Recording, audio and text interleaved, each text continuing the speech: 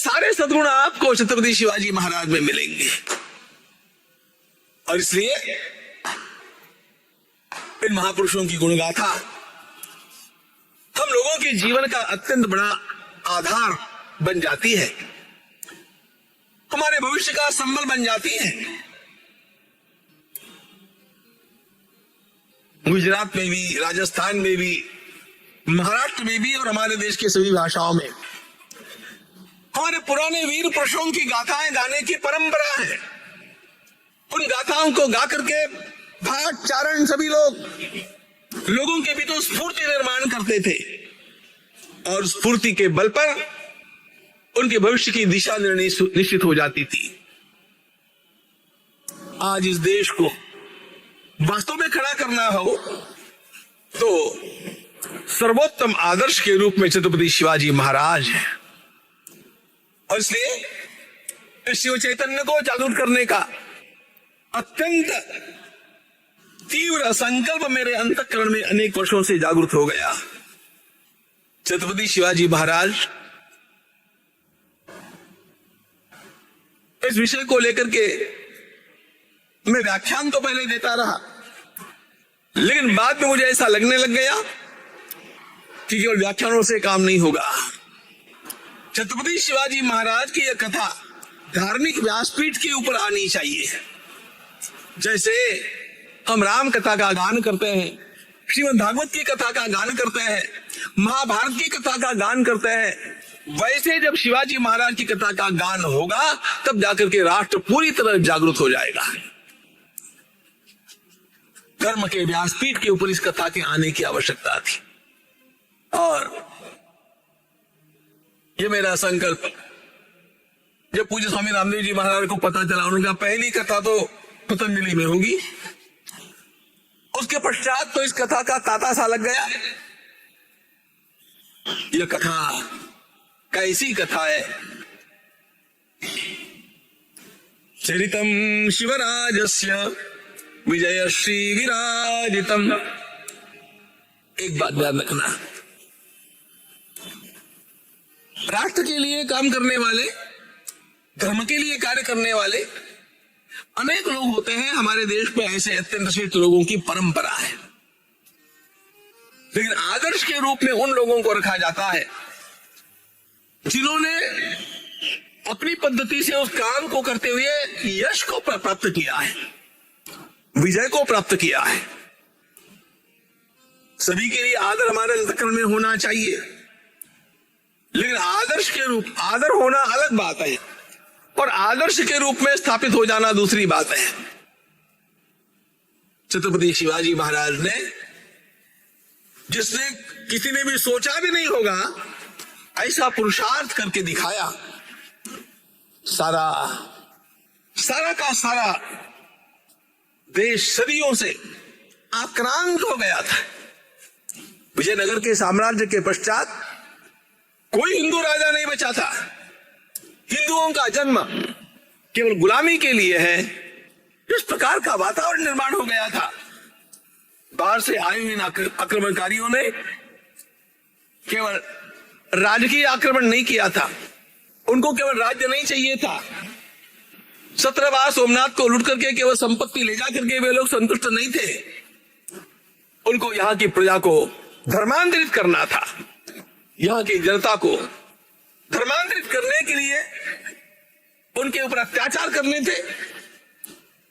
जो धर्मांतरित नहीं होता है उनको सीधे सीधे काट डालना था। अमानुष कत्ल, गौ माता की हत्या, महिलाओं का अपहरण, और केवल मारना नहीं, अनेक प्रकार की यातनाएं देकर के मारना, इस प्रकार की वृत्ति, मंदिरों का विध्वंस, इन सारे माध्यमों से सारी प्रजा को ऐसा लगने लग गया था कि अभी अंधकार कभी समाप्त नहीं होगा। अब हम इसी के लिए हैं, हमारा कोई त्राता नहीं है। ध्यान रखना, विश्व का सर्वश्रेष्ठ धर्म, विश्व का सर्वश्रेष्ठ राष्ट्र, विश्व में सबसे ज्यादा सज्जन्य समाज हतबल हो गया था। स्थान स्थान पर लोग क्रंदन कर रहे थे साधु संत महात्मा परमात्मा की प्रार्थना कर रहे थे, कौन बचाएगा हमें। हम लोग पुराणों में सुनते हैं ना, गौ माता ने जाकर के ब्रह्मा जी के पास प्रार्थना की। ये गौ माता पृथ्वी का प्रतीक है, इट्स कलेक्टिव कॉन्शियसनेस। सभी लोगों के अंतःकरण में एक ही भाव था, प्रभु पधारिए, इस धर्म का, इस समाज का, गौ माता का संरक्षण कीजिए। सारा वातावरण निराशाजनक था। कैसा था, हमारे कवियों ने गाया। प्रबल यवन बहुत हुए थे वंद्य इस भरत भूमि में, प्रबल यवन बहुत हुए थे वंद्य इस भरत भूमि में, आक्रंदन सज्जन करते पर पीड़ा की खाई में, आक्रंदन सज्जन करते पर पीड़ा की खाई में, शौर्य धैर्य सूर्य ढका था खल मेघों की सत्ता में, शौर्य धैर्य सूर्य ढका था खल मेघों की सत्ता में, ऐसे में जत कल्याणी जन दुख आमदाहारी, श्री संतुर समर्थवाणी पूजति सदा सर्वत्र, जय जय रघुवीर समर्थ, जय जय रघुवीर समर्थ, जय जय रघुवीर समर्थ।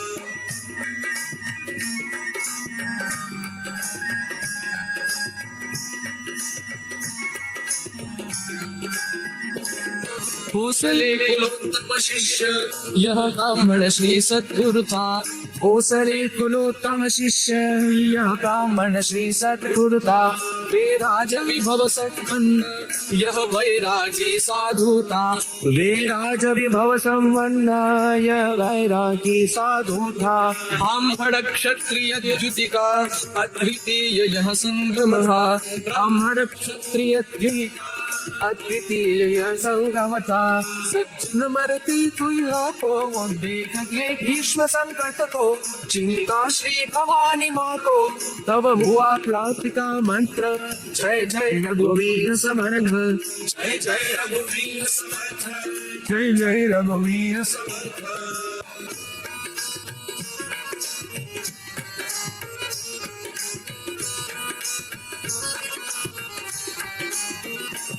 सरदार बीजापुर वाला उन्मत्त खान निकला था, सरदार बीजापुर वाला उन्मत्त खान निकला था, केसरी शिवाजी राजा यवनांतक बन आया था, केसरी शिवाजी राजा यवनांतक बन आया था, संहार खान का करके शिव ने इतिहास रचा, संहार खान का करके शिव ने इतिहास रचा था, वार्ता पहुंचाने वाले योजना बताने वाले अमरासी जोवन वाले बेसजा बोलते मंत्र, जय जय रघुवीर समर्थ, जय जय रघुवीर समर्थ, जय जय रघुवीर समर्थ, जय जय रघुवीर समर्थ, जय जय रघुवीर समर्थ, जय जय रघुवीर समर्थ, जय जय रघुवीर समर्थ। छत्रपति शिवाजी महाराज की जय।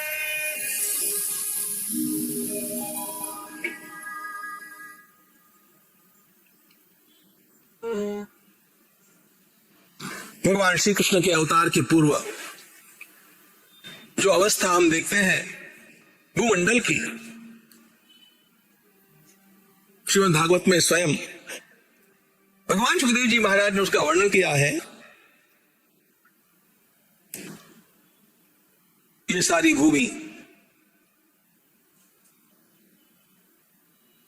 क्षत्रिय कहलाने वाले दानवों के द्वारा आक्रांत होगी। भूमिर द्रुप्त नृपव्याज दैत्यानीक शतायुतैः आक्रांता भूरि भारेण ब्रह्माणं शरणय्ययौ। भूमिर द्रुप्त नृपव्याज दैत्य अनीक शतायुतैः, उसका विस्तार नहीं करूंगा। स्थान स्थान पर सारे दानवों के समान, दैत्यों के समान लोगों पर अत्याचार करने वाले लोगों का ही बोलबाला था।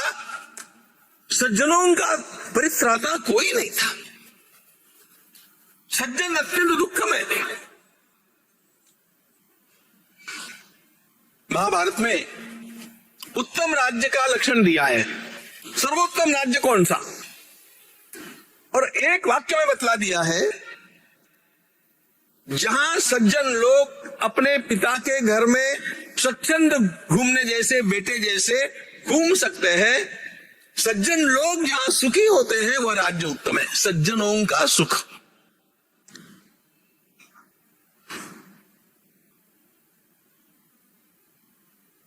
भगवान श्री कृष्ण के अवतरण के पूर्व यही स्थिति थी। भगवान श्री राम के अवतार के पूर्व भी यही स्थिति थी। ऋषि मुनियों की बात मैंने भी बतलाई। छत्रपति शिवाजी महाराज के जन्म के पूर्व भी स्थिति अनेक सदियों तक इसी प्रकार की थी। हिंदू जनता भयाकुल थी, गौ माता क्रंदन कर रही थी। किसका धन उसके घर में कब तक रहेगा कोई ठिकाना नहीं था। एक भी स्त्री सुरक्षित नहीं थी। आपको इसमें जरा आशंका लगती हो तो बांग्लादेश में क्या चला है उसकी वार्ताएं अभी पढ़ लीजिए तो पता चल जाएगा। रोज मंदिर तोड़े जाते थे और ऐसी स्थिति में छत्रपति शिवाजी महाराज का उदय हुआ है। मुझे धार्मिक व्यासपीठ के ऊपर बैठ करके यह कथा रामायण की तरह, भागवत की तरह, महाभारत की तरह,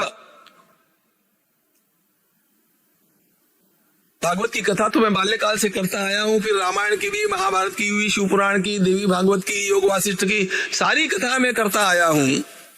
और मुझे लगने लग गया कि शिवाजी महाराज की कथा के बिना सारी कथाएं अधूरी है। क्योंकि आज के व्यक्ति को शिवाजी महाराज पता होने आवश्यक है। ऐसा क्यों लगा, कैसे लगा? अच्छा, इस प्रकार की जब कथा करनी है तो ऑथेंटिक होनी चाहिए, अधिकृत होनी चाहिए, उसमें कल्पना का मिश्रण नहीं होना चाहिए, उपन्यासात्मक वो कथा नहीं होनी चाहिए, इतिहासात्मक कथा होनी चाहिए। मैं जब ये कथा पतंजलि में कह रहा था तो तीसरे दिन हमारे स्वामी जी रामदेव जी महाराज और बालकृष्ण जी मेरे पास आए और मुझसे पूछा कि आप कहां से बोल रहे हैं। मैंने कहा ये लो ग्रंथ पढ़ो। परमात्मा की कृपा ऐसी है मित्रों कि हम लोगों को इस प्रकार का एक संस्कृत ग्रंथ जिसका नाम शिव भारत है यह मिल गया। और ये लिखा किसने है?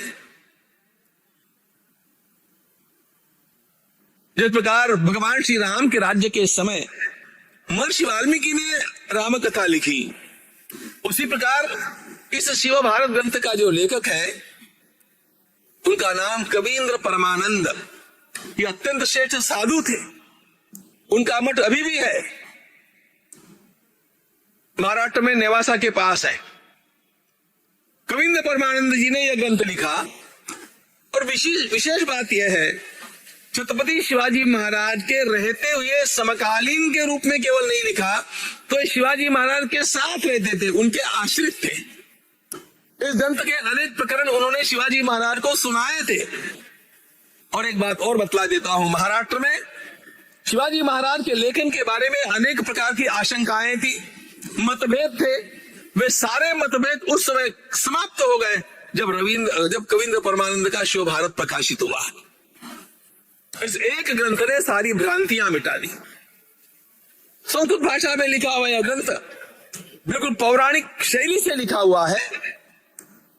तो आइए कवींद्र परमानंद जी के साथ हम वाराणसी चलते हैं, जहां पर गंगा जी के तट पर काशी के विद्वानों ने कवींद्र परमानंद से कुछ पूछा और कवींद्र परमानंद ने बोलना आरंभ किया उनके सामने। काशी नगरी में गंगा जी के तट पर देवी सुरेश्वरी भगवती गंगे, विसुरेश्वरी भगवती गंगे, त्रिभुवन तारिणी तरल तरंगे, त्रिभुवन तारिणी तरल तरंगे, देवी सुरेश्वरी भगवती गंगे, त्रिभुवन तारिणी तरल तरंगे देवी सुरेश्वरी भगवती गंगे त्रिभुवन तारिणी तरल तरंगे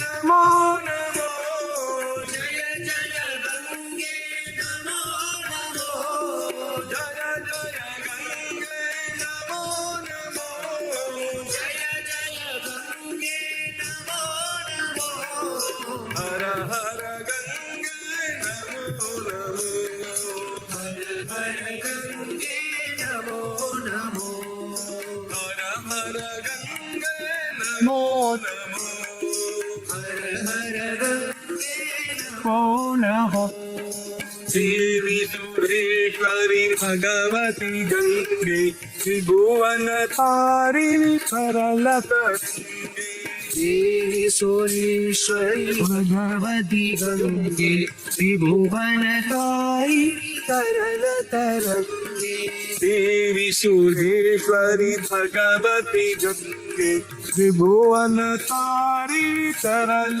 तरंगे देवी सुरेश्वरी भगवती गंगे त्रिभुवन तारिणी सरल तरंगे पाप निवारिणी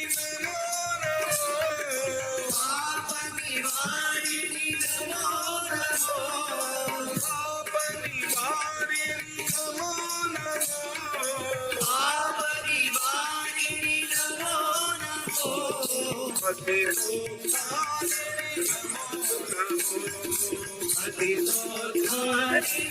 नमो नमो पतितोद्धारिणी नमो नमो पतितोद्धारिणी नमो नमो देवी सुरेश्वरी भगवती गंगे त्रिभुवन तारिणी सरल तरंगे देवी सुरेश्वरी भगवती गंगे त्रिभुवन तारिणी सरल तरंगे जय जय गंगे नमो नमो हर हर गंगे नमो हर हर गंगे नमो नमो हर हर गंगे नमो नमो हर हर गंगे नमो नमो कदाचित परमानंद शर्मा ब्राह्मण सत्तमः तीर्थयात्रा प्रसंगेन पुरीं वाराणसीं ययौ।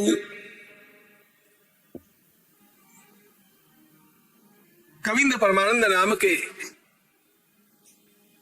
एक उत्तम साधु तीर्थ यात्रा के प्रसंग से वाराणसी काशी नगरी में आकर के पहुंचते हैं। गंगा जी के तट पर एक बार वहां के पंडित लोगों ने उन्हें घेर लिया और कहा, महाराज आप दक्षिण भारत से आए हैं, हमने ऐसा सुना है कि दक्षिण भारत में कोई शिवाजी नाम का राजा हो रहा है और उसकी ख्याति हमने ये सुनी है कि वह गो ब्राह्मण प्रतिपालक है, साधु सज्जनों के संरक्षक है, देवालयों के संरक्षक है, संतों के भक्त है और सनातन धर्मियों को कष्ट देने वाले यवनों के दुर्दांत नाशक है। कुछ कुछ हमने सुना है लेकिन विस्तार से हम लोगों को पता नहीं है।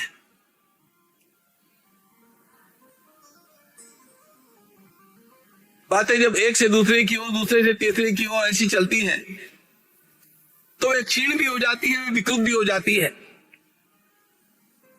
हम आपसे प्रार्थना करते हैं, आप कृपा करके बतलाइएगा। परिवार्योपविशु सर्वेतन चदियोत्तमा शुश्रूषमाणाश्चरितम पतितम शिवभूपते यशास्ति वसुधामेताम राजा राजगिरीश्वरः तुलजाया प्रसादेन लब्धराज्यो महातपाः विष्णोरंशो विशेषेण लोकपालांश संभव मनस्वी सुप्रसन्नात्मा प्रतापी विजितेन्द्रियः।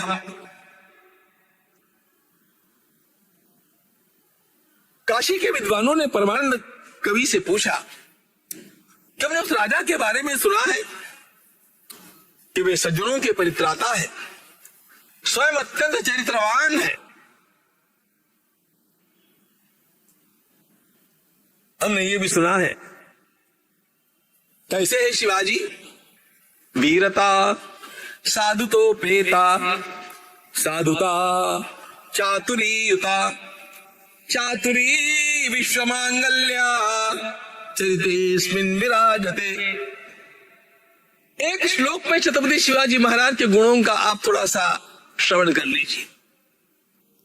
वीरता साधुतोपेता,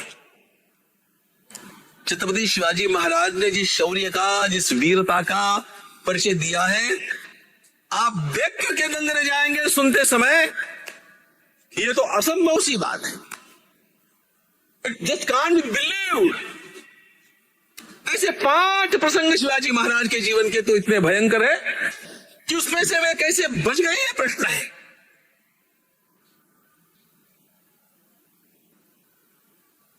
तुलजाया प्रसादेन, भगवती जगदम्बा तुलजा माता की कृपा उनके ऊपर ऐसी रही, वे उन सारे प्रसंगों में से बाहर निकल गए। उनके जैसी वीरता दिखाना भी कठिन है, लेकिन वे केवल वीर नहीं थे, वीरता साधुतोपेता।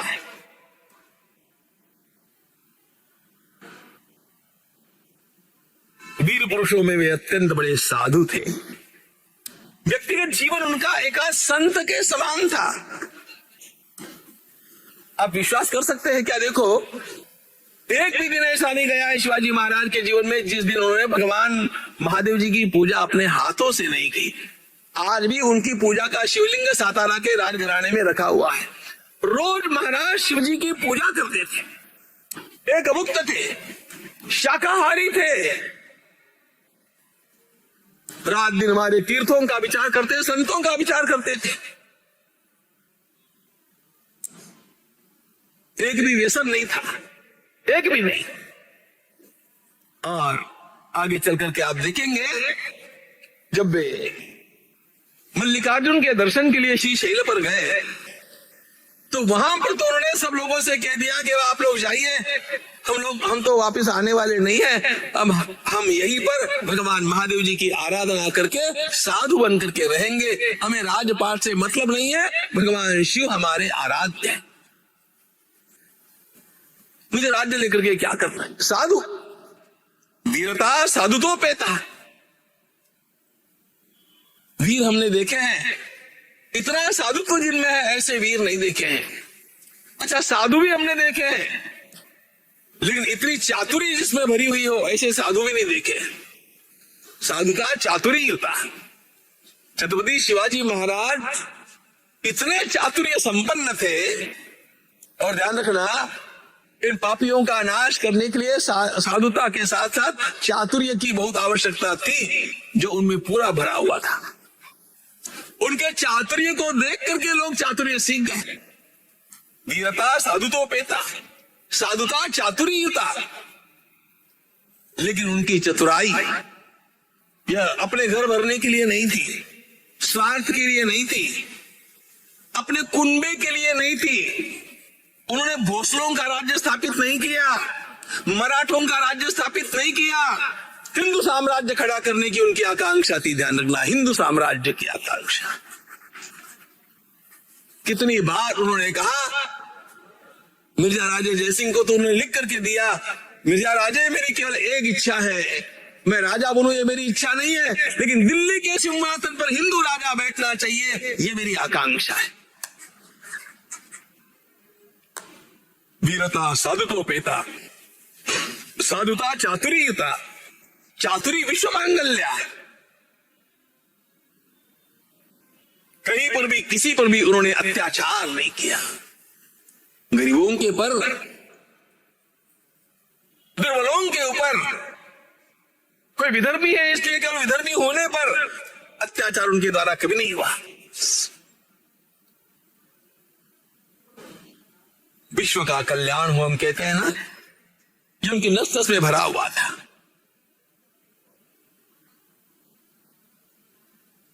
ऐसा राजा दक्षिण भारत में हुआ है, ऐसा हम लोगों ने सुना, और उसके ऊपर तुलजा भवानी की बहुत कृपा है, ये भी सुना। हमें थोड़ी थोड़ी जानकारी है, हम उनके बारे में विस्तार से जानना चाहते हैं। देवद्विजगमाम गोप्ता दुर्दांत यमनांतका प्रपन्नानां परित्राता प्रजानां प्रियकारकः। आप कृपा करके उनके चरित्र की वह मंगल गाथा हमें विस्तार से सुनाइए ना।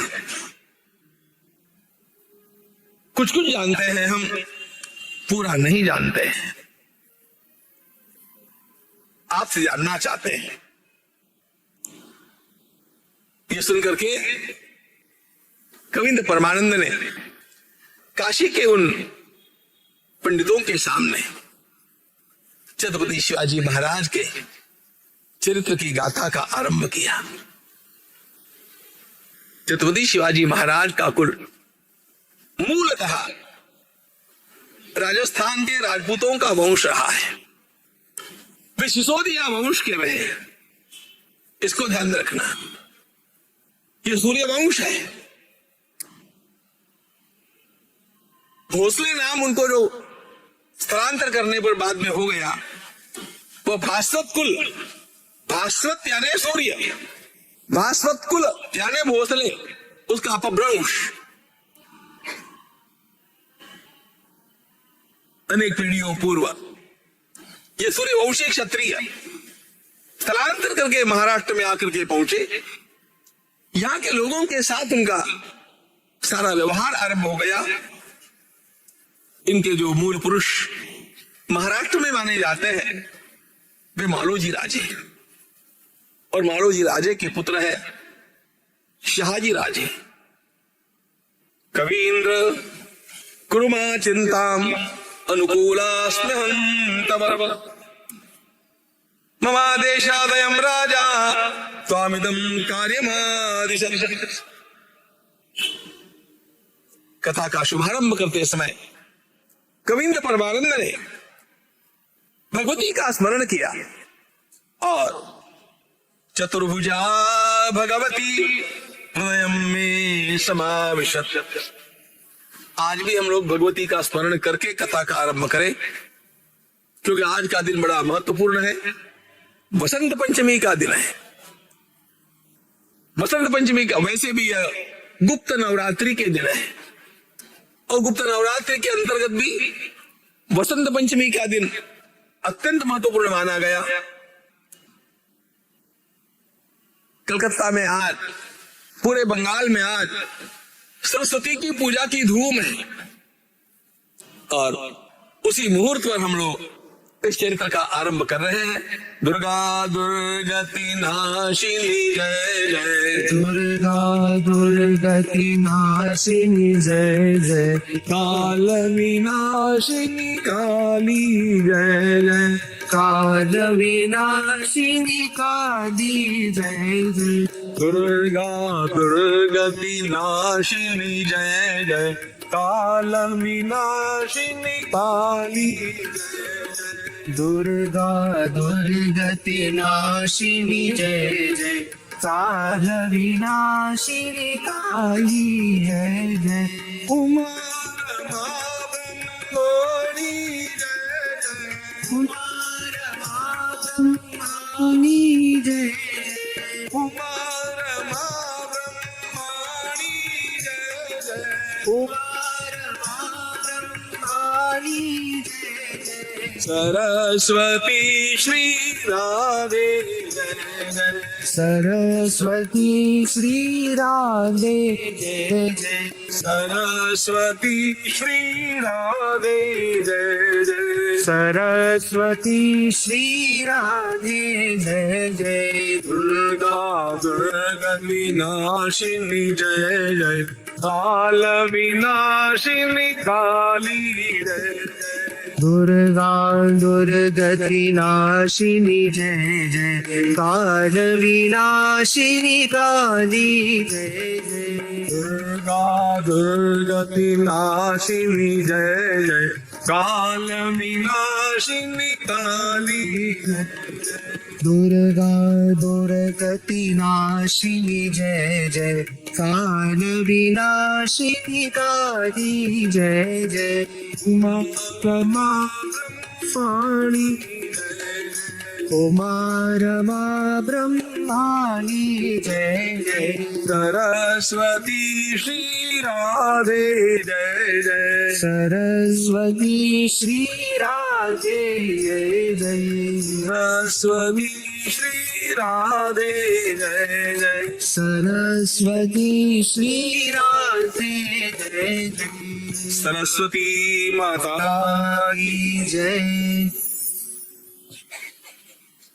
सूर्यान्वयो भूतृनाम कोसौ चंद्रान्वयो यादव सन्नगश्च तन्मण्डपे से तुम्हें आताम पूर्वा परौ तो यदि च योगम। भोसले वंश में जन्मे हुए सूर्यवंशीय क्षत्रियों के उस समय के अत्यंत श्रेष्ठ वीर पुरुष शाहजी का मंगल विवाह लखूजीराव यादव ये चंद्रवंशी है, उनकी कन्या भगवती जीजाबाई के साथ हुआ।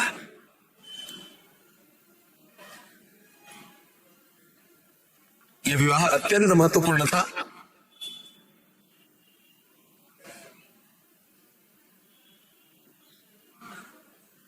सूर्यवंश का तेज शाहजी राजा में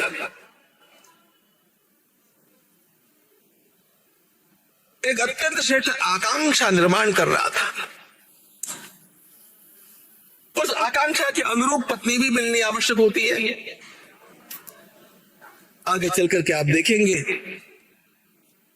छत्रपति शिवाजी महाराज के जीवन में उनके ऊपर संस्कारों का सर्वाधिक परिणाम यदि किसी का है तो छत्रपति जिजामाता का है। आदर्श माता कैसी होनी चाहिए और कैसे माताओं को अपने पुत्रों को प्रेरणा देनी चाहिए,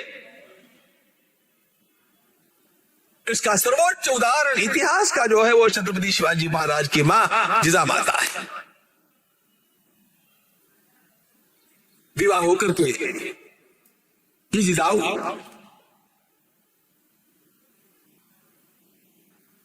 विवाह यह देवगिरी में हुआ। जिजाऊ स्वयं शाहजी के साथ पुणे परगना में पधारती है। उस समय की स्थिति ऐसी थी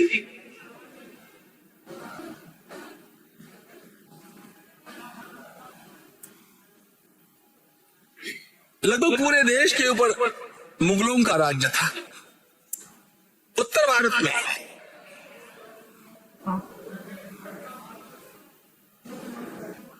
दिल्ली को राजधानी बना करके मुगलों का राज्य अत्यंत बलवान था। दक्षिण भारत में उसके 5 टुकड़े हो चुके थे और ये 5 टुकड़े नगर की निजामशाही, बीजापुर की अदीलशाही, विदर्भ की बरीदशाही, गोलकोंडा की कुतुबशाही और वराण की इमादशाही है। एक बात कृपा करके ध्यान में रखिएगा, राज्य करने के लिए 5 टुकड़े अलग अलग थे, आपस में लड़ते भी थे, लेकिन जब भी कभी कोई हिंदू राजा सामने दिखता था सब इकट्ठे होकर के हिंदू राजा को खत्म करते थे।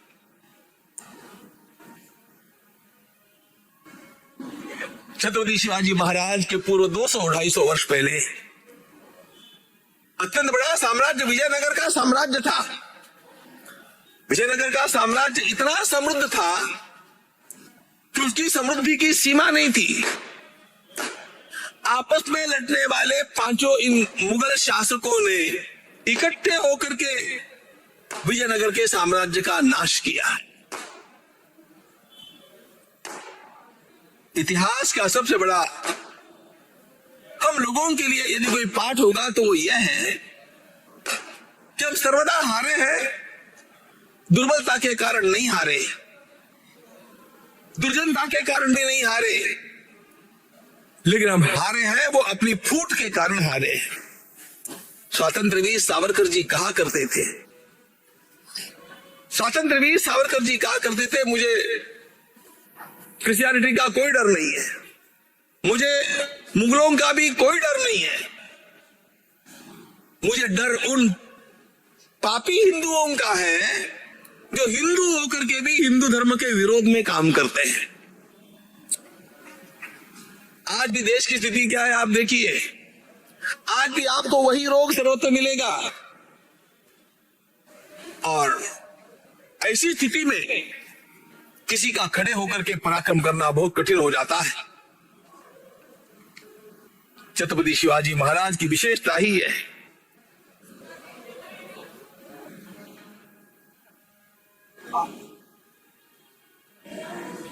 शाहजी राजे उस समय अदील शाह के सरदार हैं।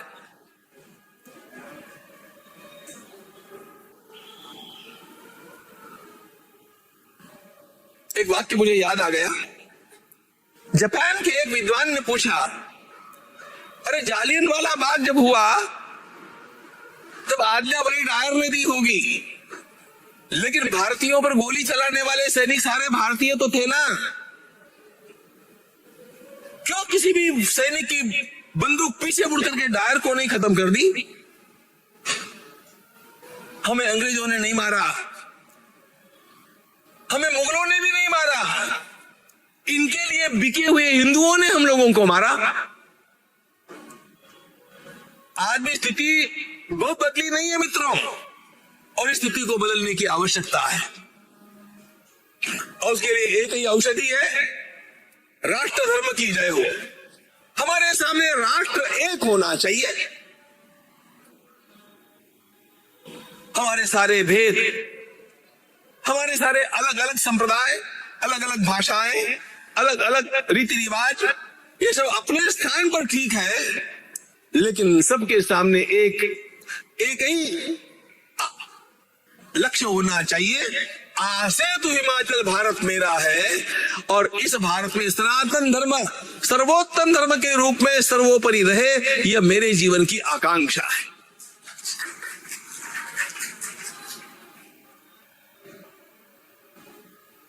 सारे भेद उसके अंतर्गत हो सकते हैं, लेकिन वे एक दूसरे के विरोधक नहीं होने चाहिए।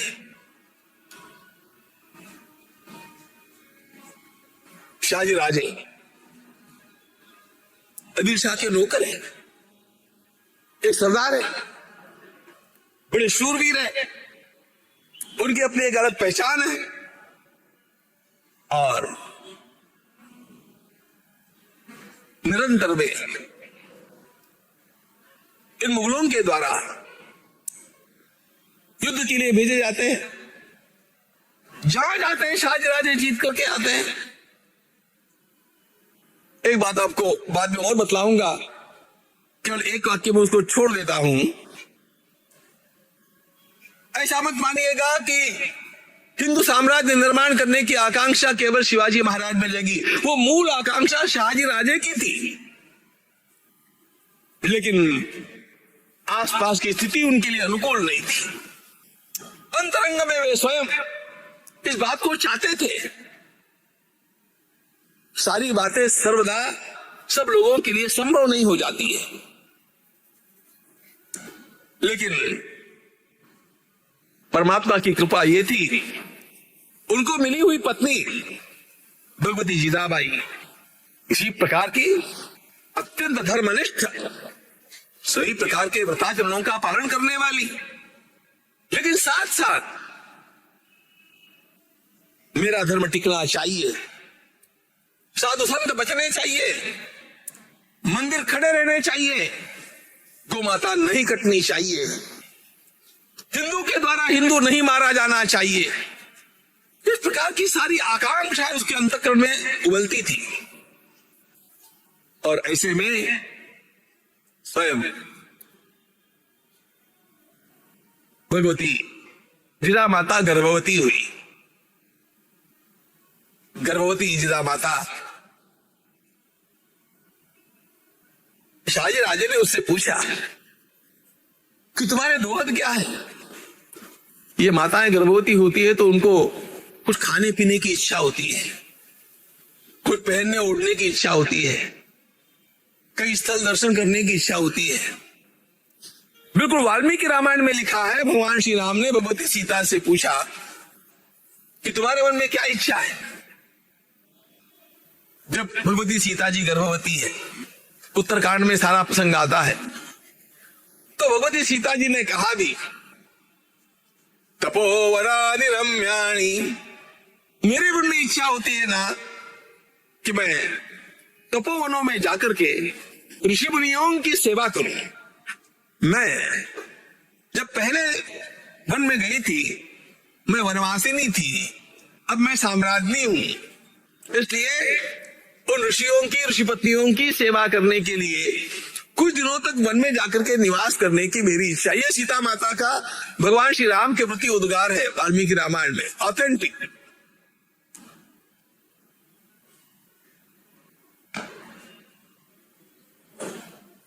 शाहजी राजे पूछते हैं तुम्हें क्या चाहिए? क्या कहा? मुझे कुछ खाना है, या कहीं जाना है, या गहने चाहिए। जिजा माता का गर्भ दोहद, गर्भवती अवस्था में उसकी इच्छा शक्ति क्या बोलती है सुनो। प्रतितीर्थ जलांतर गाहने मुनि तपस्वी पदाम्बुज वंदने सकल गोद्विज संपरिपालने मनसि साविरताम प्रतितत्वरे। उसने कहा मेरे मन में गौ माता की सेवा करने की बहुत आकांक्षा है, मैं साधु ब्राह्मणों का संरक्षण कर सकूं ऐसा मुझे लगता है, मैं मंदिरों का जीर्णोद्धार करूं ऐसा मुझे लगता है। नाथ, मुझे ऐसा लगता है कि मेरे आसपास कोई भी ऐसा न रहे जिसके मुख से चीख निकलती हो, जो दुखी हो। हर दुखी व्यक्ति के लिए मैं उपयोगी बनकर के जाऊं और उनका दुख दूर करूं, ऐसा मुझे अत्यंत तीव्रता के साथ लगता है। और लगता है कि एक स्वर्ण का सिंहासन बनाया जाए। जिजा माता को अंतःकरण में आकांक्षाएं क्या निर्माण हो रही है देखिए। वो कहती है स्वर्ण का सिंहासन बनाया जाए और मैं सिंहासन पर बैठूं। वास्तविकता यह है मित्रों, ये जिजा माता की इच्छा तो होगी, लेकिन गर्भस्थ जो शिवाजी है ना, उसके जीवन का भविष्य काल उसके मुख से बोल रहा था कि मेरे गर्भ में वो बालक है जो सिंहासन पर बैठने वाला है। सदियों में एक भी हिंदू सिंहासन पर नहीं बैठ पाया था। सिंहासन पर बैठने के लिए हिंदुओं का जन्म ही नहीं है। इस प्रकार के पोथी पुराण हमारे यहाँ पर गलत लोगों ने लिख डाले थे। हम लोग केवल गुलामी ढूंढने के लिए है, ऐसा हम लोगों के दिमाग में बैठा दिया गया था। उस समय एक मां को ऐसे लगता है कि मैं स्वर्ण के सिंहासन पर जाकर के बैठूं। यहां उसके अंतरंग में जो ज्योति आई है, जो परमात्मा का अंश आया है, जिसको कविंद्र परमानंद ने और स्वयं संभाजी राजे ने, संभाजी राजे का एक सुंदर ग्रंथ है मित्रों, शिवाजी के पुत्र संभाजी, वो संस्कृत के विद्वान थे। उन्होंने एक सुंदर ग्रंथ लिखा है संस्कृत भाषा में, और ये अधिकृत बात है कि संभाजी का ग्रंथ है, बुधभूषण उसका नाम है। उसमें वे स्वयं कहते हैं मेरे पिताश्री परमात्मा के अंशावतार हैं। एक बेटा कहता है कि मेरा पिता परमात्मा का अंशावतार है।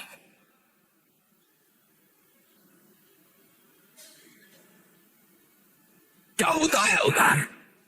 परित्राणाय साधूनां विनाशाय च दुष्कृतां धर्म संस्थापनार्थाय संभवामि युगे युगे। साधुओं का परित्राण करना, पापियों का विनाश करना और धर्म की संस्थापना करना, ये सारे लक्षण आपको शिव चित्र में प्राप्त होंगे अपने आप। माता के अंतःकरण से, माता के मुख से उस बालक का अंतःकरण बोल रहा है। और ऐसे मंगल वातावरण के दिन जाते रहे। शिवनेरी दुर्ग के ऊपर भगवती जिदा माता का इस समय निवास है। शिवनेरी पुणे के पास जुन्नर तहसील में, जिले में शिवनेरी नाम का किला है। शिवनेरी ये उसका नाम इसलिए है कि वहां पर जगदम्बा का मंदिर है और जगदम्बा का नाम शिवानी है। भगवान शिव की पट्टमयी शिवानी यानी पार्वती का सुंदर मंदिर वहां पर है। वो वहां की अधिष्ठात्री देवता है, इसलिए उस पर्वत का नाम शिवनेरी ऐसा है। और वहां पर जब धीरे धीरे जन्म का समय आया तो फाल्गुन शुक्ल तृतीया के दिन, वह दिन था 19 फरवरी ईसवीं सन 1630। उस दिन एक बालक का जन्म नहीं हुआ। उस दिन साक्षात हमारे देश के और धर्म के अंधकार को दूर करने के लिए सूर्य का अंश वहां पर आकर के प्रकट हो गया।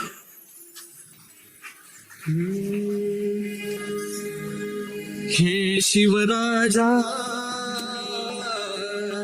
हे शिवराजा, उठो छोड़ने को। हे शिवराजा, उठो छोड़ने को। जाग कर जगाओ सबको, जाग कर जगाओ सबको। हे शिवराजा, उठो छोड़ने को। जाग कर जगाओ सबको।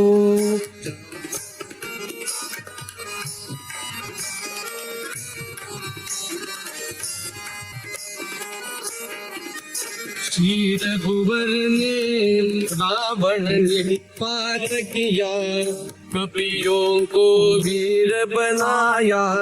श्री रघुवर ने रावण ने पात किया, कपियों को वीर बनाया। दुष्ट कंस को वीर कृष्ण ने मारा, तोड़ी सुजनों की कारा। दुष्ट कंस को वीर कृष्ण ने मारा, तोड़ी सुजनों की कारा। वैसा ही तुम बनोगे ना, वैसा ही तुम बनोगे ना। सुजनों को सुख दोगे ना, सुजनों को सुख दोगे ना। रिपुओं को कापोगे ना, रिपुओं को कापोगे ना।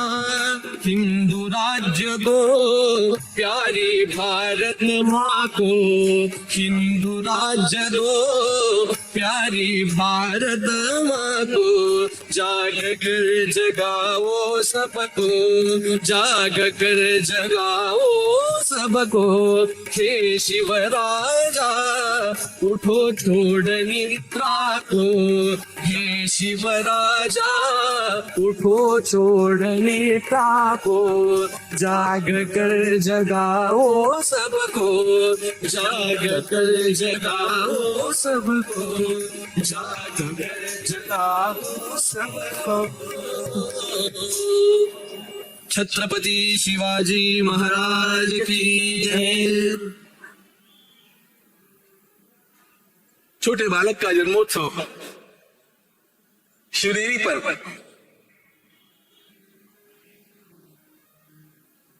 77 लोगों ने अत्यंत आनंद के साथ मनाया। आकर के देखने का समय पिताजी के पास था नहीं, क्योंकि वे सर्वदा मुहिम पर रहते। यवनों के सेवक थे, उनकी आज्ञा का पालन करना पड़ता था। पुत्र जन्म के पश्चात भी अनेक महीनों तक शाहजहां राजे का पुत्र मुख दर्शन का संजोग आया ही नहीं। मुगलों के द्वारा दूर दूर भेजे जाते थे लड़ने के लिए, क्योंकि उनके जैसा योद्धा भी कोई दुर्लभ था। पिता की अनुपस्थिति में ही बालक का नामकरण संस्कार हुआ। नाम शिवा अथवा शिवाजी रखा गया। उसका मुख्य कारण था, जिस पर्वत के ऊपर उनका जन्म हुआ उसकी अधिष्ठात्री देवता भगवती शिवानी है, पार्वती है। तो देवी के नाम के अनुरूप उसका नाम, इस बालक का नाम शिवाजी ऐसा रखा गया। छत्रपति शिवाजी महाराज।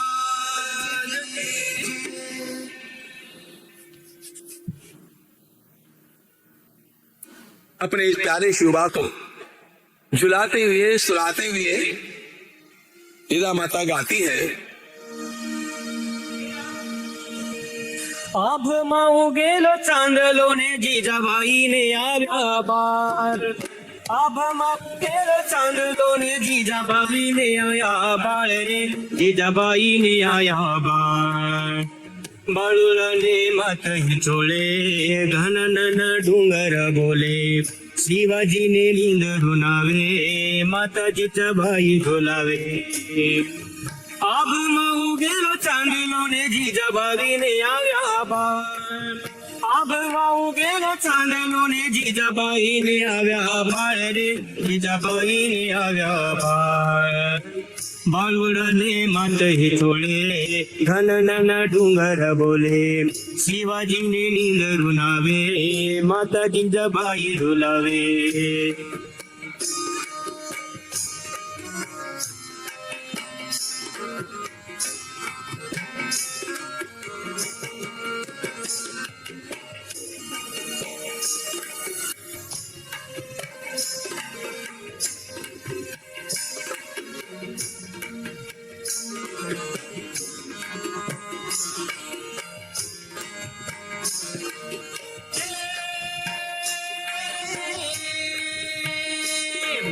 पेटमा पोळीने हांबरली बाळ लक्ष्मणनी बाळ। पेटमा पोळीने हांबरली बाळ राम लक्ष्मणनी काजरे बाळ बाळ लक्ष्मणनी बाळ। माताजीने मुख जे दिसे पोळीने उदके देखे, शिवाजीने नींद रुणावे माताजीचा भाई झुलावे। शिवाजीने नींद रुणावे माताजीचा भाई झुलावे।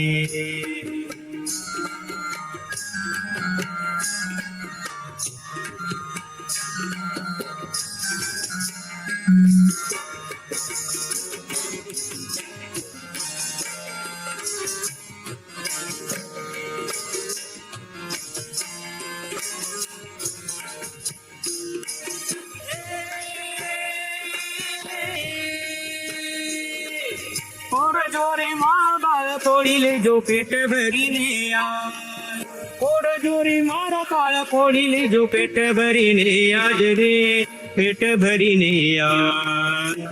काले काळा युद्ध केला से सुवर्णनु काय नरसे, काले काळा युद्ध केला से सुवर्णनु काय नरसे। शिवाजीने नींद रुणावे माता जिजाबाई झुलावे। शिवाजीने नींद रुणावे माता जिजाबाई झुलावे।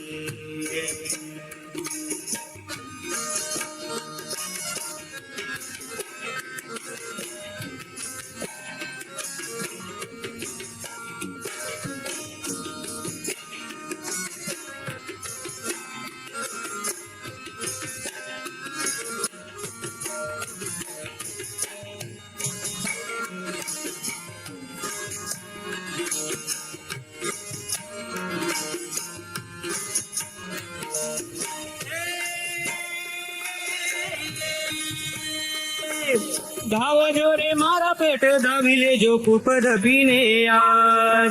धाव जोरे मारा पेट धाविले जो खूप दबीने आज रे, खूप दबीने आज। रेशीन हिरण भिलोडा खावा मोठी लहान दिवेळा रेशीन हिरण भिलोडा खावे मोठी लहान दिवेळा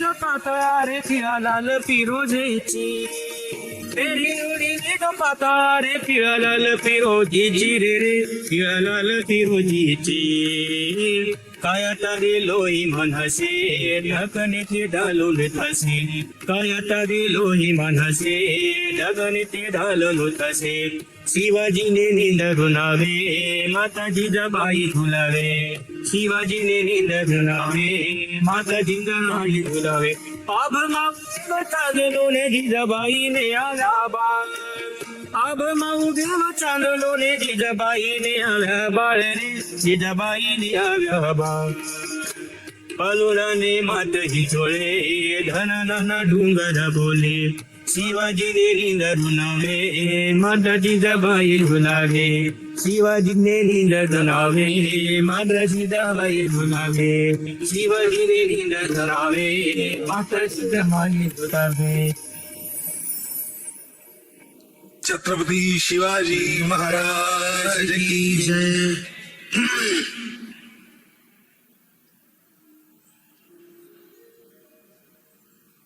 एक बालक का सर्वोत्तम विद्यापीठ क्या होता है? एक अंग्रेज लेखक ने एक बड़ी अच्छी बात लिखी। बालक का सर्वोत्तम विद्यापीठ होता है उसके मां की गोदी। बच्चा जब गोदी में है उस समय उसकी मां क्या करती है, क्या बोलती है, क्या खाती पीती है, कौन से गीत गाती है, कौन सी कथाएं सुनती है, इन सारी बातों का प्रभाव उस छोटे से बालक के ऊपर अपने आप होता जाता है, अपने आप।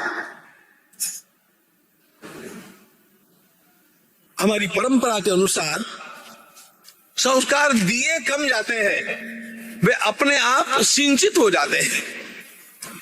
You must create such circumstance कि उस स्थिति में जाने वाले के ऊपर अपने आप उन संस्कारों का सिंचन हो ही जाएगा।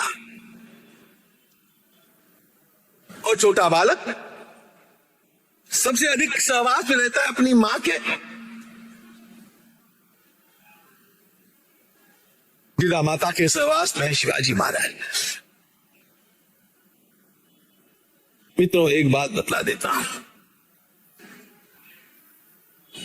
छत्रपति शिवाजी महाराज के बाद में अनेक गुरु हैं।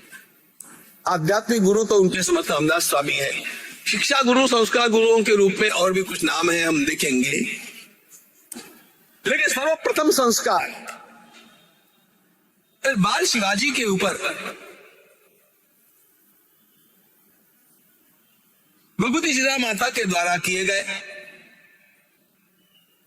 और वो भी मुख्य बात यह है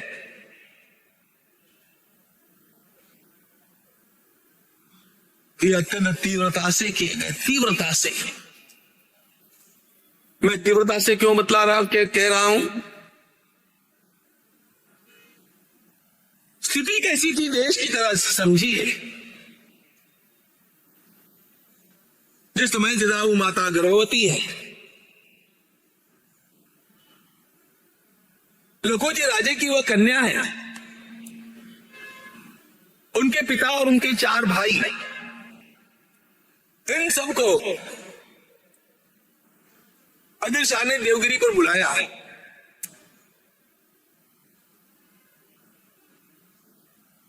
घटनाएं सुनकर के हमारी बुद्धि काम नहीं करती है, ऐसी स्थिति हो जाती है। सुनो घटना क्या है। ये वास्तव में यवनों के सेवक हैं, उनके सरदार हैं, लेकिन आखिर उनकी दृष्टि में काफिर है और बड़े शूरवीर है। इन 5 को मिलने के लिए बुलाया और मिलने के लिए बुलाते समय जब बादशाह के अंतरंग में मिलने के लिए जाना है तो जैसे प्रोटोकॉल होते हैं कोई राष्ट्रपति से मिलने के लिए जाएगा या प्रधानमंत्री से मिलने के लिए जाएगा तो उसको मोबाइल वगैरह बाहर रखने होते हैं। ये प्रोटोकॉल तो आप भी जानते हैं। उसी प्रकार बादशाह को मिलने के लिए जाना है तो शस्त्र बाहर रखने पड़ते थे। शस्त्र बाहर रख करके ये पांचों यानी लखुजी राजे, उनके 4 बेटे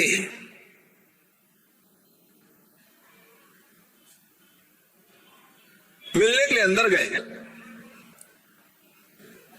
उनके अंदर जाते ही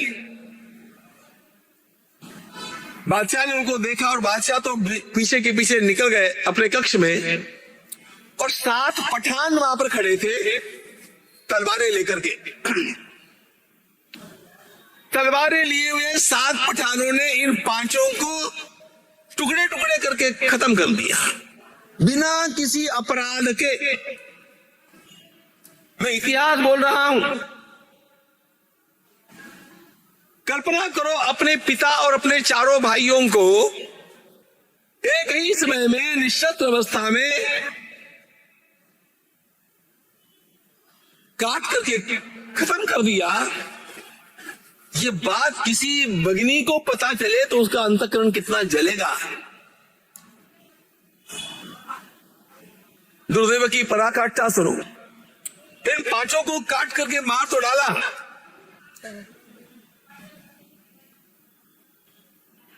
उनके कुछ सेवकों ने उनके मांस के टुकड़े गट्ठरों में लाए और वे जब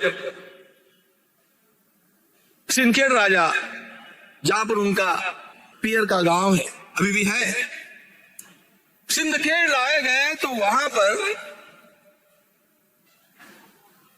आप कल्पना कर सकते हैं क्या? देखो, एक सास और 4 बहुएं अपने अपने पति के शरीर के टुकड़ों के गट्ठर अपनी गोदी में लेकर के सती हो गई।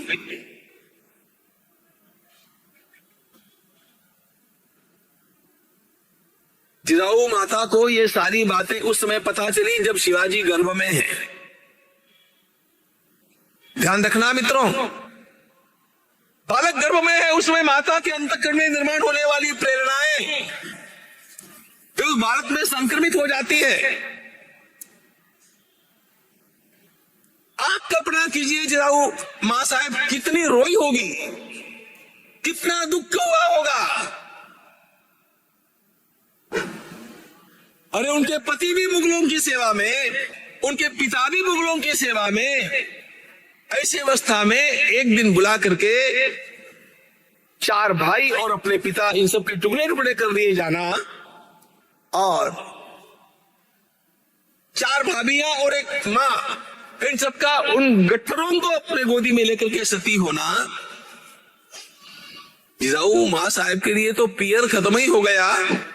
पियर खत्म होना एक बात है, लेकिन ये दुर्दशा करके, अत्याचार होकर के पियर खत्म हो गया।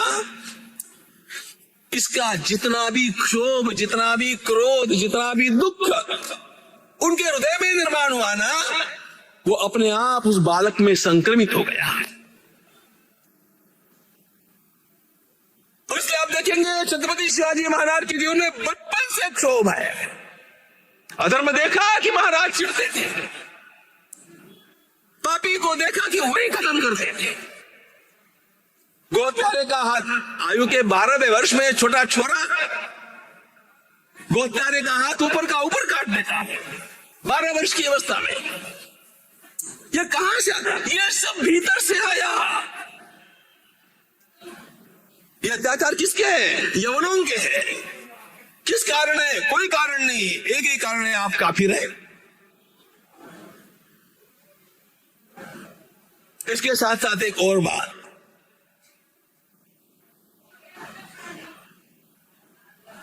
ये छोटा शिवाजी जब माता के गर्भ में है उस समय एक घटना घटी।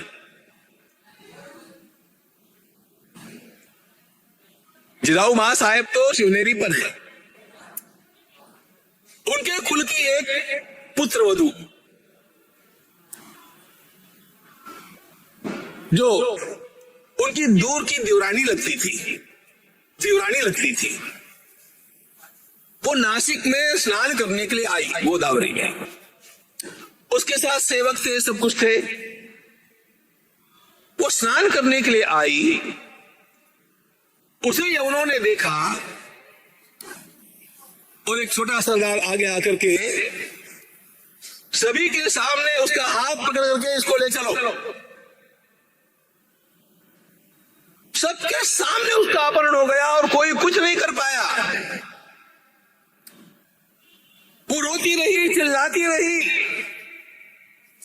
उसको बचाने वाला कोई नहीं है। ये सारी वार्ता जब जिजाऊ मां साहब के कानों पर आई, उनके अंतःकरण का क्या क्या क्षोभ हुआ होगा, इसका विचार कर। और ये सारी घटनाएं जिस समय छोटा शिवा मां के गर्भ में है तब की है। वैसे ही शिवाजी महाराज के रूप में आया हुआ वह जीवात्मा तेजोमय था, लेकिन उस तेज को और भी अधिक प्रतिनिधित्व करने का काम इन सारी घटनाओं ने कर दिया। ये अपमान के, ये दुख के आंसू, ये अत्यंत भयंकर अत्याचार के विरुद्ध खड़ा आक्रोश उस माता के हृदय में जो निर्माण हुआ, उस गर्भ को प्राप्त हुआ। और इसलिए आप संपूर्ण शिव चरित्र में एक बात देखेंगे, शिवाजी महाराज को किसी के प्रेरणा की आवश्यकता नहीं थी। Right from childhood he was a different child.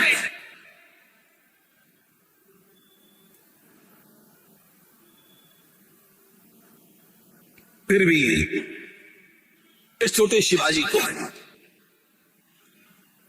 क्योंकि वो क्षत्रिय का बालक है, क्षत्र विद्या आनी चाहिए, मल्ल विद्या आनी चाहिए, इसलिए शाहजी ने कुछ विशिष्ट लोगों को काम ये सौंपा। अब वो तो अपने मुहिम के ऊपर होते थे, लेकिन यहां पर दादोजी कोंडदेव, सोनोपन डबी, श्यामराव नीलकंठ आदि लोगों ने इस बालक को शस्त्र विद्या और शास्त्र विद्या दोनों पढ़ाना आरंभ किया। शस्त्र विद्या, शास्त्र विद्या। बाल्यकाल में छत्रपति शिवाजी महाराज ने मां के समीप बैठ करके रामायण की कहानियां सुनी, महाभारत के प्रसंग सुने। मेरा सर्वदा आग्रह होता है कि महाभारत का श्रवण कीजिए। स्वामी विवेकानंद ने बचपन में अपनी मां के पास बैठ करके महाभारत का श्रवण किया। छोटे बाल शिवाजी ने अपने मां के पास बैठ करके महाभारत का श्रवण किया। ये तो किसी पुरोहितों के द्वारा कहे जाते थे पुराण, उनकी कहानियां मां भी सुनाती थी, लेकिन मां उस छोटे शिवा को शिक्षा देती थी। शिवा,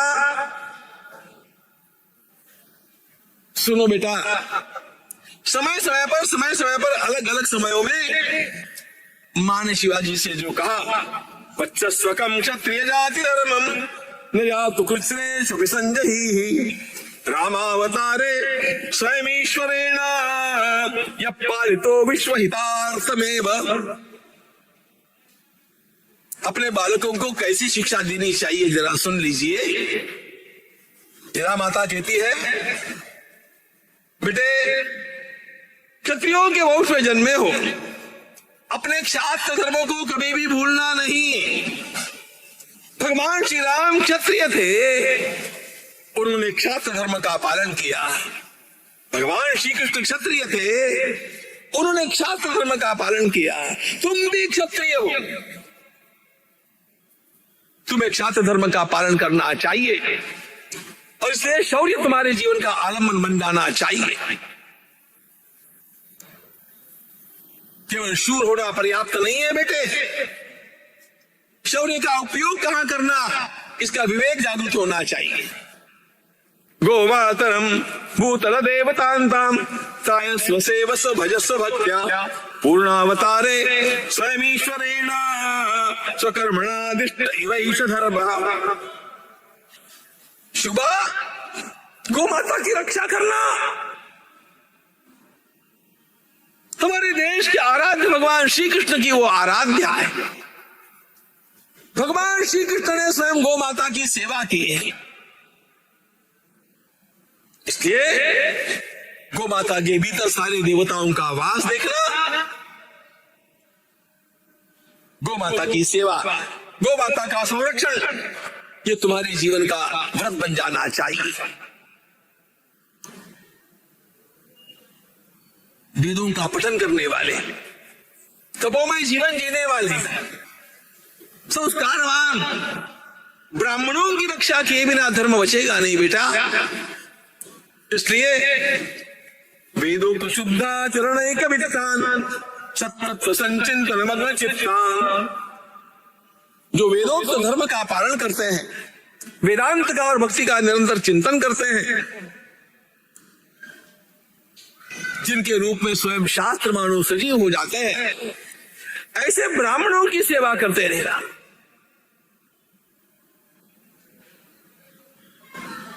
शुभा रामा सुरामा परासु मातृत्व बुद्धिम सतरम ददीथा परांगनायस्य मता स्वमाता सराज योगी सच योगी राजा।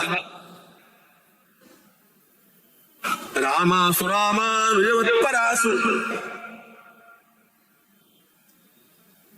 कोई भी परिस्थिति तुम्हारे सामने आ जाए, तुम्हारी बुद्धि लक्ष्मण जैसी होनी चाहिए। लक्ष्मण का प्रसंग आप लोगों को पता होगा।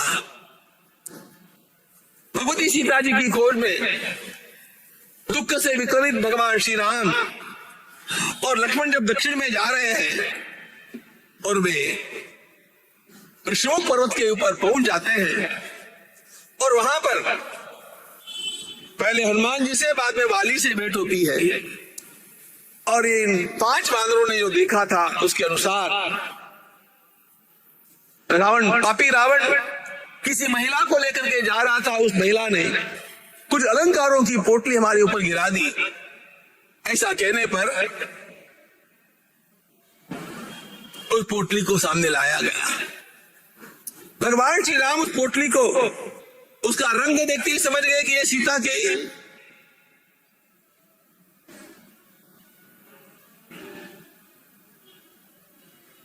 उन पोटली के अलंकारों को देख करके भगवान की आंखें आंसुओं से भर गई।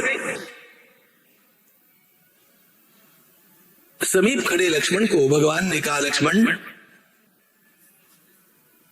मेरे अंतःकरण में अत्यंत शोक है, मैं समझ नहीं पा रहा हूं, मुझसे गलती हो सकती है भैया।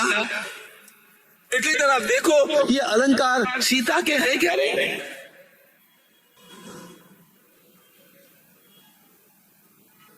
क्या किया लखनलाल जी ने? लखनलाल जी ने उस पोटली में से 2 पाजेब उठा लिए, नूपुर उठा करके एकदम अपने मस्तक में लगाए और रोते हुए कहा, भैया ये नूपुर, ये पाजेब, ये भाभी के हैं। तो भगवान ने पूछा, अरे तुम पाजेब की बात करते हो, लेकिन ये गले का हार है, ये बाजूबंद है, ये कान के कुंडल है, ये किसके है? लखनलाल जी ने कहा, मुझे पता नहीं है, मैं कुछ बता नहीं सकता। और उस समय लक्ष्मण के मुख से एक श्लोक आया जो उनके पूरे चरित्र के ऊपर प्रकाश डालने वाला श्लोक है। उन दोनों पाजेबों को अपने हाथ में लेकर के हृदय से लगा करके, मस्तक में लगा करके लक्ष्मण कहते हैं, भैया ये बाजूबंद किसके मुझे पता नहीं, ये कर्णफूल किसके मुझे पता नहीं, ये गले का हार किसका है मुझे पता नहीं, लेकिन निश्चित रूप से ये पाजेब भाभी के ही है। इन बाकी अलंकारों की ओर मैंने कभी देखा ही नहीं भैया, लेकिन रोज रोज भाभी के चरणों में अपना मस्तक टिकाते समय इन नूपुरों के दर्शन मुझे रोज होते थे। इसलिए मैं निश्चित रूप से कह सकता हूं कि ये नूपुर, ये पाजेब तो भाभी के हैं, बाकी अलंकारों के बारे में मैं कुछ नहीं बोल सकता हूं। नाहंजानामि केयूरे नाहंजानामि कुंडले, नाहंजानामि केयूरे नाहंजानामि कुंडले, नूपुरे अभिजानामि, अच्छी तरह जानता हूं। तो रोज रोज मैं प्रणाम करता रहा ना। नूपुरे त्वभिजानामि नित्यं पादाभिवंदना। भारतीय संस्कृति में परस्त्री की ओर देखने की दृष्टि कैसी होनी चाहिए, इसके सर्वोत्तम उदाहरण लक्ष्मण है और अर्जुन है।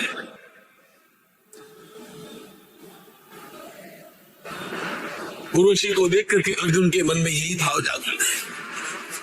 जिजामाता ये सारी कहानी बता करके शिवाजी को कहती है, शिवाजी शुभा रामासु रामान विजयवत्परासु मातृत्व बुद्धिम सततम दधीथा। मैं आपको एक चमत्कार बताऊं। शिवाजी महाराज की बात छोड़िए,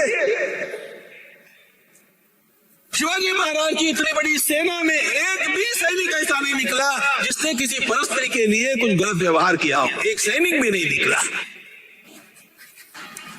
ये नेतृत्व का परिणाम है मित्रों। कालो वा कारणम राज्ञाम राजा वा काल कारणम इत्ते संशयो माभूत राजा कालस्य कारणम्।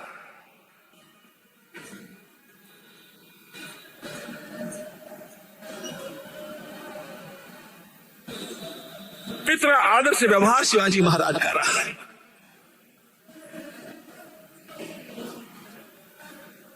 अपने सेवकों को, अपने सैनिकों को, सरदारों को लिखे हुए उनके पत्र उपलब्ध है, 100 से अधिक पत्र उपलब्ध है। उन पत्रों में उन्होंने ये सारी बातें लिखी है कि आपका व्यवहार कैसा होना चाहिए।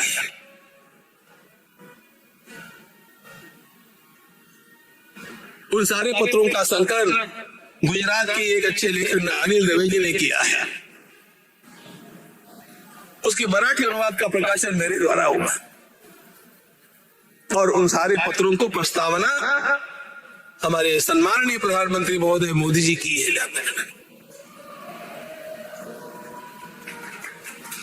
इसलिए शिवाजी की वो धारा बहती आई है आज तक।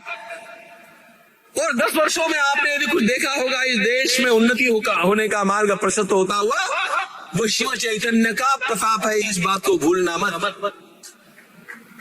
वो भीतर का शिवाजी जग जाता है तब ऐसे काम होते हैं। परांगना यस्य मता समाता सराज योगी सच योगी राजा। बेटा शिवा सर्वदा संतों का आदर करना, कहीं पर भी संतों को कट्टर नहीं हो इस प्रकार का व्यवहार करना,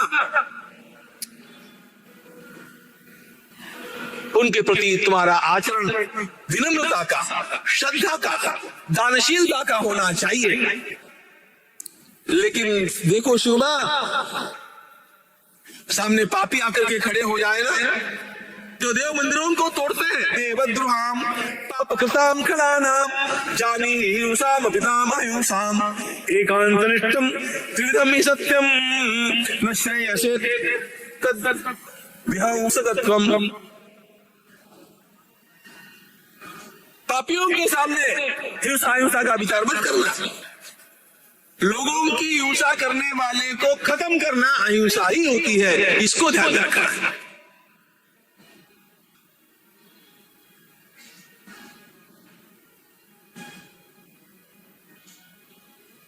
भारतीय अहिंसा ही अहिंसा जान है। हम अहिंसा प्रिय लोग ही है। हमें श्री राम की अहिंसा मान्य है, भगवान श्री कृष्ण की अहिंसा मान्य है। वही अहिंसा जिसा उमा साहेब छोटे शिवा को सिखा रही है। शिवा, अपने घराने की परंपरा क्या है, क्षत्रियों की परंपरा क्या है,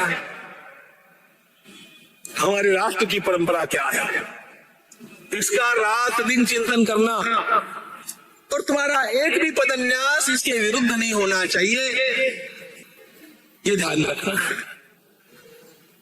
देवद्रोहा कुलस्य वर्णस्य राष्ट्रकस्य धर्मो हि कक्काच परंपरा में अहर्निशम चिंतय सम्यक एवं चिंतामणिश्चिंतनमेतदेव। इस प्रकार का चिंतन करना ही हमारा चिंतामणि है और हमारे अंतःकरण का निश्चय ही हमारा मेरु पर्वत है।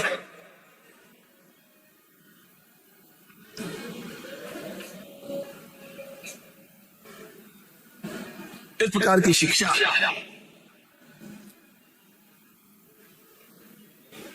एक श्लोक में मां कहती आपत्सु रामा, जब जब भी आपत्ति आवे ना राम बन जाना। आपत्सु रामा समरेषु भीमः, युद्ध करते समय भीम बन जाना। आपको पता होना चाहिए 100 के 100 कौरवों को अकेले भीम ने मारा है। भीमसेन ने क्या करके रखा था, कौरवों को कोई हाथ मत लगाना, इनको सबको मैं खत्म करने वाला। आपत्सु रामा, कितनी आपत्तियां आई, भगवान श्री राम अडिग रहे। पापियों के सामने भीमसेन पराक्रम करते रहे। आपत्सु रामा समरेषु भीमः दानेषु कर्णश्च नयेषु कृष्ण। और स्ट्रेटेजी मेकिंग में कृष्ण बन जाना, चातुर्य में कृष्ण बन जाना, दानशीलता में कर्ण बन जाना। भीष्म प्रतिज्ञा परिपालनेषु, अपनी प्रतिज्ञा को पूरा करने में भीष्म बनना। और विक्रांत कार्येषु भवान, और पराक्रम करते समय हनुमान बन जाना शिवा, तब जाकर के तुम इस विश्व का कल्याण कर पाओ।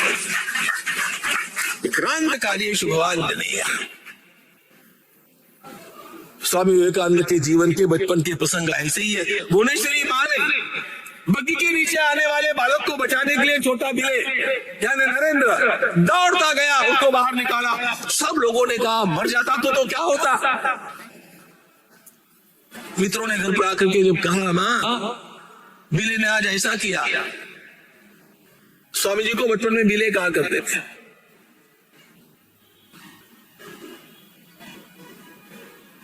दूसरी माँ होती ना तो कहती तारे शू काम होતું, તું શા માટે ગયો, मरी जात तो कसू।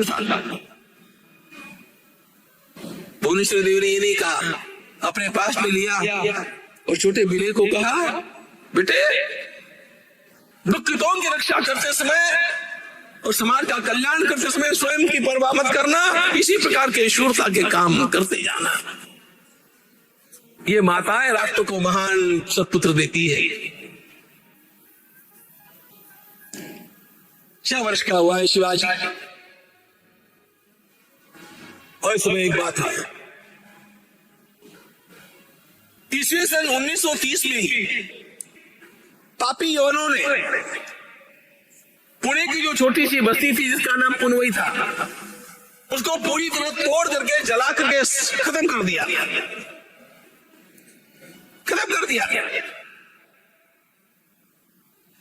एक भी व्यक्ति वहां पर नहीं बचा था। गधों का हल वहां पर चला है, पुणे खत्म। उस समय उनका नाम पुनवई था, खत्म कर दिया गया। 6 वर्ष के शिवाजी को लेकर के एक दिन प्रातः काल की बेला में जीजा माता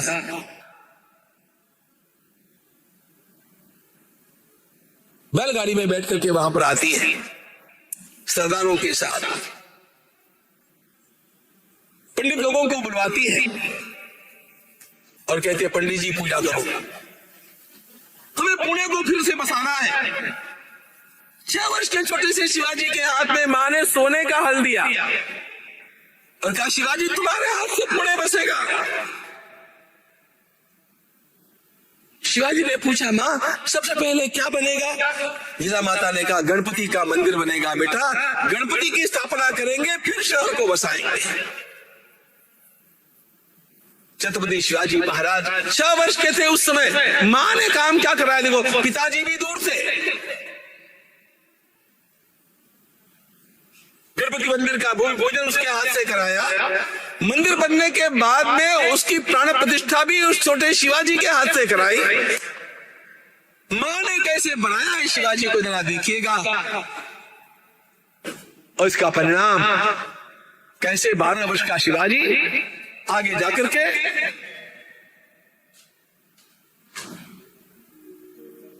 अपने आप सबको अपना तारणहार लगने लग जाता है। इसके प्रसंग यहां से आरंभ होते हैं। 7वें वर्ष में शिवाजी को लेकर के मां बंगलोर आती है। शाहजी राजे को ये उन्होंने वहां पर सरदार बना करके भेजा है, ताकि कहीं ये शाहजी हम लोगों पर भारी पड़ करके हम ही लोगों के राज्य को जीत न ले, इसलिए दूर भेज दिया गया। इसके पश्चात का 5 वर्ष का निवास शिवाजी का बंगलोर में होता है। उस समय की केवल एक घटना बता करके चलते हैं। 5 वर्षों के इस काल में अनेक विद्याओं के शिक्षण की व्यवस्था की गई। छोटा शिवाजी संस्कृत का अध्ययन करता है, अनेक विषयों को जानता है, शस्त्रास्त्र विद्या कौशल भी प्राप्त कर रहा है।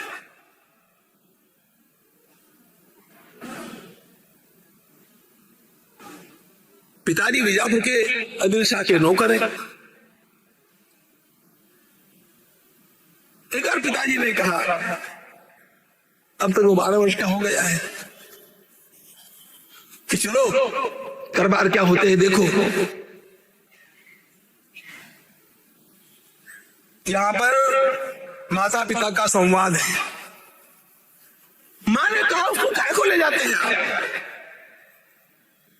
अरे मेरा बेटा है, बड़ा होकर के उसको भी नौकरी करनी है, तो उसको सभी रीति रिवाज शिष्टाचार प्रोटोकॉल क्या क्या होते पता होना चाहिए। देखने आएगा तो क्या बिगड़ेगा।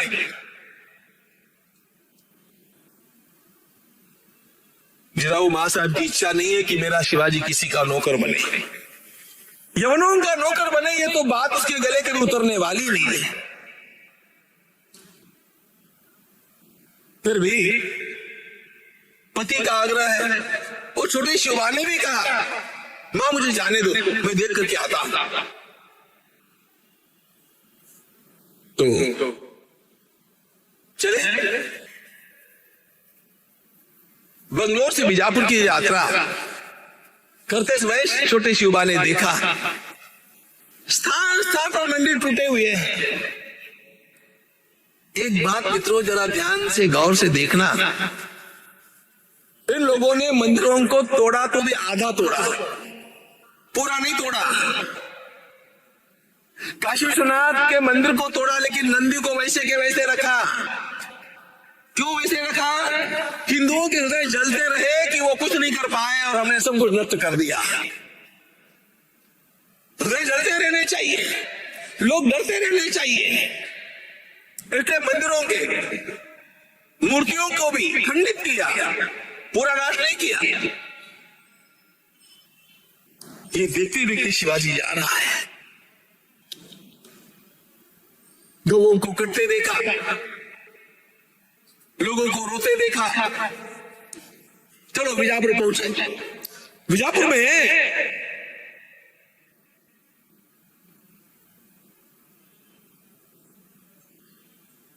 दरबार में ले जाने से पहले शाहजी ने कवायद करवाई।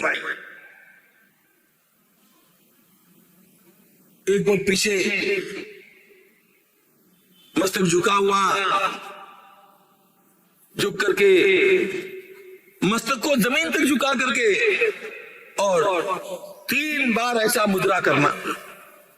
एक हाथ पीछे होना चाहिए और मुद्रा ऐसा किया जाता है।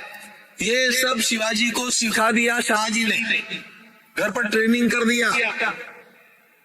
फिर दरबार में गए, दरबार में जाकर के पहुंचे। शाहजी ने वही किया जो सब करते हैं।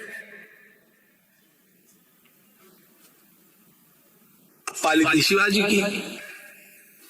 सारे सरदार नीचे गर्दन झुका करके बैठे खड़े।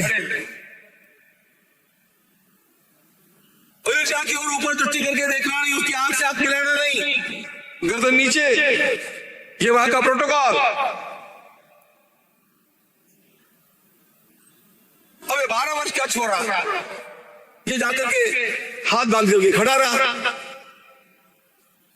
सबने संकेत किया, अरे अरे, पिताजी ने भी कहा, संकेत करके कहा मुद्रा करने के लिए।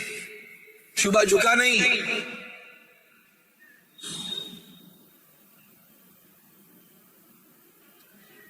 राजा अदिल शाह को देखता रहा।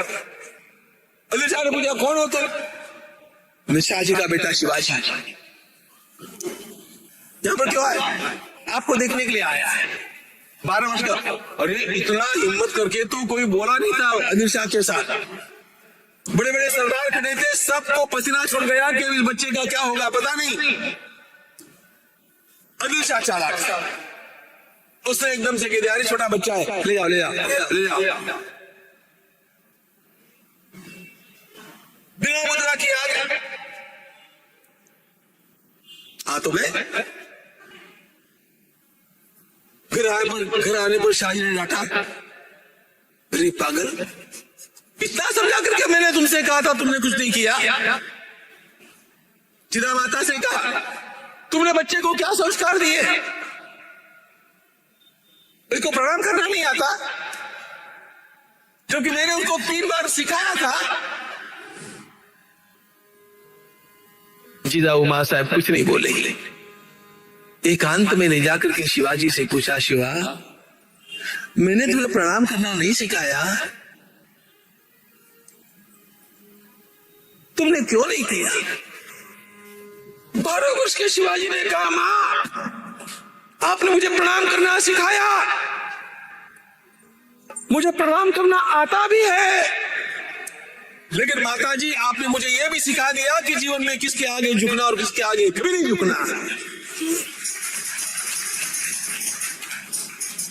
इन पापियों के सामने में कभी झुकने वाला नहीं। माताजी, धर्माता राजा नाही धर्महीन हो कैसा, धर्म का नाश करने वाले सिंहासन पर बैठे हैं, इनको प्रणाम करके मैं अपना धर्म छोड़ दूं? जनता पर घर बरपाने वाले लोग हैं ये सब, मंदिरों को तोड़ने वाले, गवों को काटने वाले। मां, कुछ भी नहीं, जीवन भर में इनको प्रणाम नहीं कर सकता। तुम कहो आपके सामने ये गर्दन काट करके मैं चढ़ा सकता हूँ, लेकिन पापियों को जीवन में प्रणाम मैं कभी नहीं कर सकता। 12 वर्ष का शिवाजी अपने माँ को बोल रहा, मेरा मस्तक कभी भी इन पापियों के सामने झुकेगा नहीं माँ। 12 वर्ष का शिवाजी अपनी माँ को समझा रहा है, ये स्वाभिमान, ये धर्माभिमान, ये आत्मगौरव, ये उसका स्वयं प्रकाश है, और यही स्वयं प्रकाश इस राष्ट्र को बचा सकता है।